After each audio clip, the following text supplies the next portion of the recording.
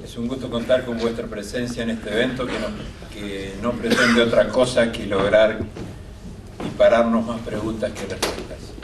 Discernir para decidir sería la consigna que nos proponemos. Gracias sinceras y cálidas a Alfredo Zayat por estar aquí para decirnos, apoyarnos, esclarecernos, aunque esto le cueste seguramente un coscorrón de su familia en plenas vacaciones invernales. Nuestro sincero agradecimiento a la doctora Español por haber aceptado nuestra invitación y habernos hecho un lugar en su comprometida y complejísima tarea de funcionaria. Pudo más la militante que hay en ella y por ambas razones vivimos su presencia hoy con real satisfacción. Muchas gracias, Pablo.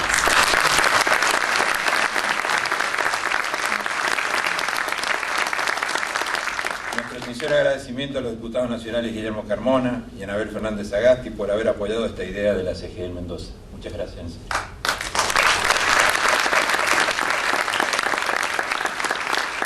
El país transita un momento bisagra en su historia reciente. Pensamos esto muy sinceramente. En días más el pueblo decidirá qué país quiere y deberá decidir entre dos proyectos diametralmente opuestos.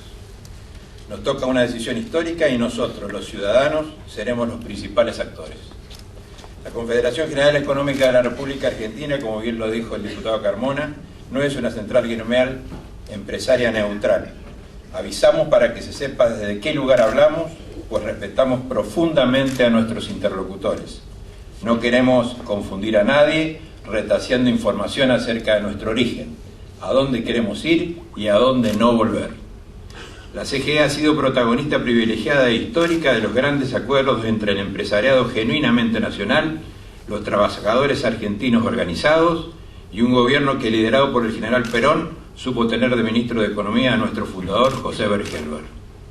Por eso también fuimos perseguidos como institución por la dictadura genocida, desaparecidos, disueltos, hasta que un presidente flaco, desgarbado, de saco azul cruzado y mocasines, nos rescató del ostracismo y, como una más de sus locuras maravillosas, propuso nuestro renacimiento para conformar la tan anhelada y aún no lograda burguesía nacional, sin la cual, digámoslo, un país es difícil se desarrolle. Pero aquí estamos, intentándolo, porque aquel que murió y nos propuso renovar el sueño era uno de los nuestros, y eso nos manda a renovar el intento cada día, y otro más. Es la lucha cotidiana entre quienes piensan aún hoy que, siendo parte de algún país civilizado, entre comillas, teniendo con este o con aquel relaciones más carnales, permítaseme la vulgaridad, que por supuesto no inventé yo, nos iría mejor. Mucho mejor que intentar absurdamente ser nosotros por nosotros, con la dignidad y conveniencia que esto significa, y que por supuesto no descarta las alianzas más heterodoxas que más convenga a los intereses nacionales. Aún hoy hay quienes piensan que si hubiésemos decidido ser colonia del Imperio Británico, en lugar de haberles tirado aceite, seríamos tan desarrollados como Australia o los Estados Unidos de Norteamérica, que sí lo fueron. Omiten, por ignorancia o conveniencia, como sostiene Felipe Piña, que la génesis del desarrollo de aquellos países lo fue porque sus burguesías, muy a diferencia de la nuestra, supieron atar siempre sus intereses particulares y su suerte a lo de cada uno de sus países. Las asimetrías económicas de nuestro país implican e implicarán, porque existe aquí un pueblo históricamente esclarecido, una disputa constante de poder. La economía es su escenario y, de acuerdo a quien la gane, seremos, como pymes, beneficiados o perjudicados. Así de simple y de concreto. Y la historia no me deja mentir. No hay aquí consenso posible. Transitamos la reconstrucción de un país mediante un proyecto nacional para el desarrollo y la inclusión. A algunos podrá no gustarle, otros odiarán el intento y quisieran volver a bombardear la plaza. Pero es así. Lo que no tiene, la verdad, es remedio. Pero solo 12 años de volver a poner piedra sobre piedra luego de casi 40 de estropicios, destrucción, muertes y atraso son pocos para recuperar los que nos quitaron y que algunos quisimos impedir y fuimos derrotados. Por eso hay que seguir intentando, desde nuestra óptica, que este proceso político continúe. Los que así no lo quieren intentan derogar la política, o la practican, pero con las manos atadas por las corporaciones y sus conciencias hipotecadas. Son el permanente tsunami desestabilizador, justamente por lo que este proyecto supo derogar, el mito del permanente fracaso argentino. La política es la batalla por el sentido, es una disputa crucial para imponer una determinada cosmovisión del mundo, que no es otra cosa que ideología. Es desde una u otra cosmovisión o ideología entonces desde donde se diseñen las políticas públicas, es decir, desde una u otra vereda. Por eso a nosotros no nos da lo mismo que nos gobierne Pedro que Juan. Nos importa mucho quién nos gobierna y nos gobernará, para quién y en beneficio de quién. Privilegio este de elegir y opinar que nos da la democracia que supimos conseguir. Quienes no piensan como nosotros, lamentablemente, y como escolarmente podría pensarse, no debaten estos temas. Justamente porque dijimos quieren derogar la política, que es además confrontación de ideas y argumentación. Muy por el contrario, han cartelizado la mentira, pero tienen un serio problema que no logran resolver. No encuentran un líder político que pueda transmutar el embate en votos y estos en gobierno. Por eso están cada vez más enojados y cada día, en horario rotativo de 25 horas, calumnian, esconden, desestabilizan, inventan hecatombes, devaluaciones, mandan a Carrió que descubra un nuevo sótano lleno de armas. Esperando mientras que ese líder aparezca y que a su vez quien gobierna se debilite. Embisten con la intención, cada vez más lejana, de afeitar en seco a quien se va, para el que viene ponga las barbas en remojo. Aquí hay tensiones crecientes generadas por dos proyectos de país en pugna, tensiones que se parecen a un parto, aunque los adalides de las privatizaciones y el libre mercado de ayer hayan comenzado a hablar de que es bueno estatizar hoy. Tensiones que ojalá vengan a sintetizar de una vez por todas lo que aún no hemos podido y sí han podido otros. O somos un país que se desarrolla en base a industria y política soberana, inconcebible de otra forma para nosotros, o no lo somos. El hombre es ese ser que se angustia, decía Heidegger, y se angustia porque teme. A más miedo, menos éxito.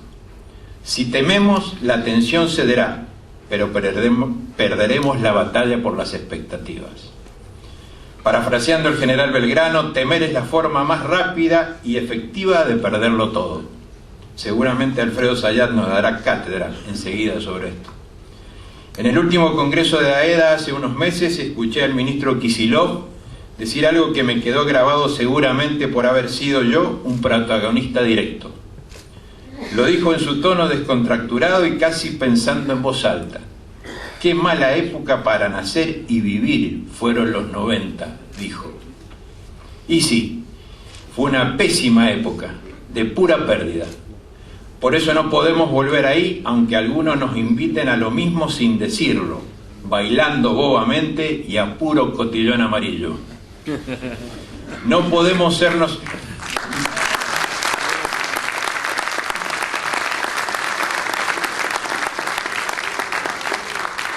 No podemos ser nosotros los desaprensivos y hacer retroceder el reloj de la historia para que aquello vuelva, otra vez, en forma de remozada tragedia. Ese pasado se conjura inventariando lo que nos sucedió, haciendo simplemente memoria, siendo honestos un ratito con nosotros mismos y votando como se debe. No hay 1000 opciones, hay 2. El presidente Kirchner dijo inolvidablemente que era parte de una generación diezmada, cruzada por dolorosas ausencias. Se me quiebra la voz cuando recuerdo semejantes palabras que suenan a homenaje, porque me interpela y me habla a mí, a muchos de nosotros aquí, a mi generación, que militando desde pibe por un país mejor, solo por eso y para eso lo volvemos a vislumbrar. Y sabemos que algunos pueden volver a equivocarse y provocar el retroceso de todos. Por eso seguimos insistiendo que olvidar y temer es suicidarse. Los jóvenes están obligados a no temer, pues eso define a la juventud. Y los más viejos ya debiéramos saber que de nada nos sirvió hacerlo si es que así lo hicimos. Con miedo o sin miedo, todo lo malo nos sucedió, y todo lo bueno, para quienes temían, les pasó casi desapercibido por temer a que algo malo les pasara. Los pronósticos agoreros con que nos bombardean todos los días no son un ejercicio catártico que nada producen. Producen nada más y nada menos que un saber general, un sentido común, inocente por cotidiano, pero peligrosísimo por nocivo a nuestro ánimo colectivo. Y ese aparente sentido común es el que hay que desestructurar y derrotar como parte de las claves para el desarrollo del país. La economía ortodoxa es para el país y para los empresarios pymes, como esos jarabes que servían antiguamente para curar todo, prácticos para la dama, el caballero y el niño. Una sola fórmula matemática y predictiva, esto último no puede faltar, para todo lo que sucede en el avatar del ser humano consumiendo y produciendo, negando cualquier complejidad que alguna forma logarítmica no pueda explicar. Insólito, increíble e inconmensurablemente estúpido, pero cierto. La economía ortodoxa, a mi juicio, no tiene la menor capacidad para explicar el mercado. Esa entelequia semántica que por tal no pueden describir, y por eso nos hablan complicado, para que no entendamos lo que ellos tampoco. Es imposible entonces negar al hombre y a la política y a la teoría de la crisis y decir que la respuesta está en la economía ortodoxa y su elixir, el mercado que todo lo cura. Digámoslo con todas las letras y sin ruborizarnos. La ortodoxia económica y sus profetas son directamente los enemigos jurados de los empresarios pymes, tan certeros para nuestra toma de decisiones empresariales como una gitana leyendo la línea de las manos o la borra del café. Mis disculpas a la gitana. Si los escuchamos a unos o a otros, nos fundimos y dejamos a nuestros colaboradores en la calle. No podemos seguir escuchando a tipos tan poco serios como los Prat-Gay, los Expert, los Melconian, y la lista sigue. Verdaderos traficantes de información económica, soldados de corporaciones, portavoces del desaliento para la gilada que vendríamos a hacer nosotros, en favor de sus patrones y además lobistas profesionales muy bien pagos. Por eso fue curioso ver hace días atrás a empresarios mendocinos escuchando atentamente a Prat-Gay cuando nos visitó, frotando la lámpara para predecir un futuro siempre malo, por supuesto. Nada dijo de realidades pasadas y concretas que seguramente por olvido omitió explicar, como por ejemplo, por qué hizo lo que hizo cuando fue presidente del Banco Central, o dejando de explicar por qué diseñó como apoderado la fuga del país vía el banco HSBC y sin decirle nada a la AFIP, la friolera de más de 68 millones de dólares de sus mandantes. Triste además que algunos de sus escuchas fueran dos grandes empresarios mendocinos, quienes Alfredo enlista en su último libro en el mismo afer del citado banco, con la suma fugada de 12 millones de dólares cada uno.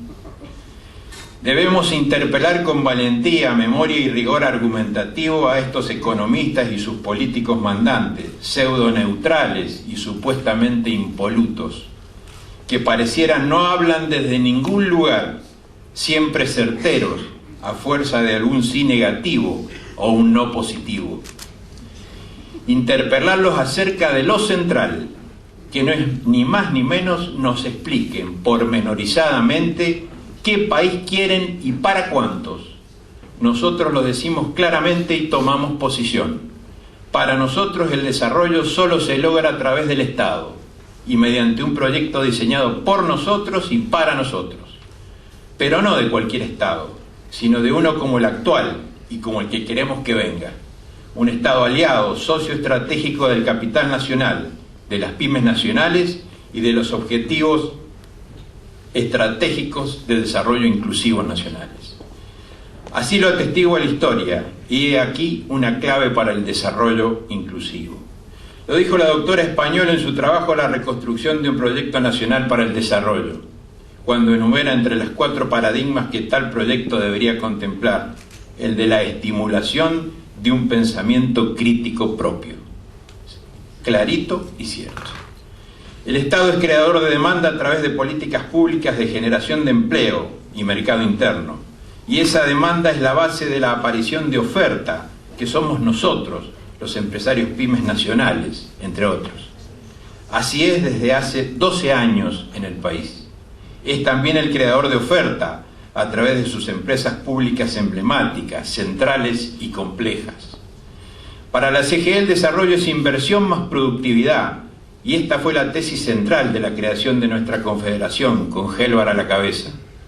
Un Estado inversor, además, como el actual, posibilita enérgicamente el desarrollo, cuando subsidia energía, transporte, alentando la creación de tecnología, sin la cual no hay desarrollo posible, creando infraestructura, vial, ferroviaria, naviera, sanitaria, invirtiendo para financiar la oferta y la demanda.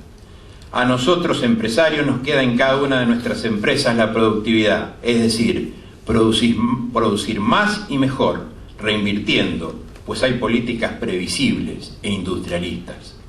Eso es para nosotros un clima de negocios en serio, y así entendemos la seguridad jurídica y política.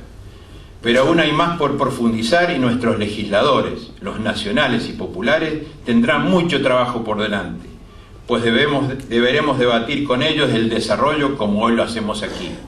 Cómo se financiará, por ejemplo, y por ende cómo debiera ser una nueva ley de inversiones extranjeras, cómo debiera ser utilizada la renta extraordinaria de zonas privilegiadas por Dios, no por ningún patrón de estancia, cómo moderaremos la rentabilidad financiera para tener más créditos productivos, es decir, qué porción nos toca, pues se trata de ahorro argentino.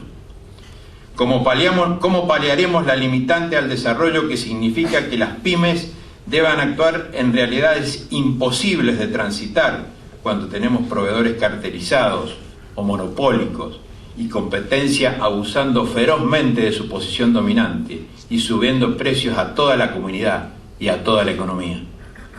Pensar con ellos cómo solucionar la situación de economías regionales con sus matrices productivas agotadas será una verdadera discusión de sintonía fina y de tercera generación. No debe retirarse un solo estímulo al sostenimiento de la actividad económica. Las medidas contracíclicas han creado nueva demanda y por ende nuevas pymes. Por eso celebramos las políticas económicas dictadas al Banco Central, que ha dejado de ser independiente en términos monetaristas y neoliberales, para pasar a ser un ente rector comprometido con el país y con su pueblo, a quien sirve y de quien se nutre. Aplaudimos los créditos blandos a pymes instrumentados por el Central, los nuevos créditos hipotecarios a tasas blandas que complementarán al Procrear, el Plan Nacional de Bancarización Inclusiva. Sostenemos enérgicamente que la industria nacional, como lo ha sido en todo el mundo en el inicio del proceso industrializador, debe ser protegida a rajatabla.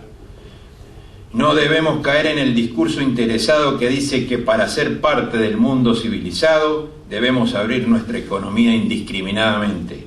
Alguna vez lo hicimos y así no fue. Todavía pagamos la fiesta. Lamentamos que en este sentido el fallo adverso a la Argentina que el Club Selecto Corporativo, que significa la Organización Mundial del Comercio, ha dictado respecto al instrumento de protección a la industria nacional, que significa las declaraciones juradas anticipadas de importación. Todo nuestro apoyo y militancia para que el mismo instrumento modificado, como impunemente lo imponen Estados Unidos, la Unión Europea y Japón principalmente, u otro similar, nos siga protegiendo de un mundo que pretende colocar con precios a la baja sus excedentes manufacturados, que su propio mercado común, sobreendeudado, ya no absorbe, pues no compra o compra muy poco. Y esto no se arregla devaluando. Lo provocado por la devaluación de enero de 2014 avala mis dichos.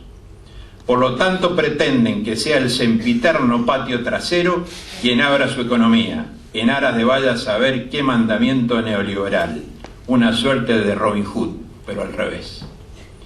Iván Hein, aquel economista callejero que se fue demasiado pronto, decía: los países del mundo desarrollado acusan de proteccionistas a los países subdesarrollados, mientras subsidian y protegen los sectores productivos, ya que su objetivo es el bienestar de sus poblaciones, porque en las negociaciones internacionales se defienden los intereses nacionales.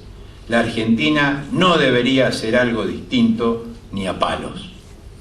No queremos entonces volver a ser parte de un mundo que se cae a pedazos y se come a sus mejores hijos, sean estos europeos o no, pero siempre sí los más pobres.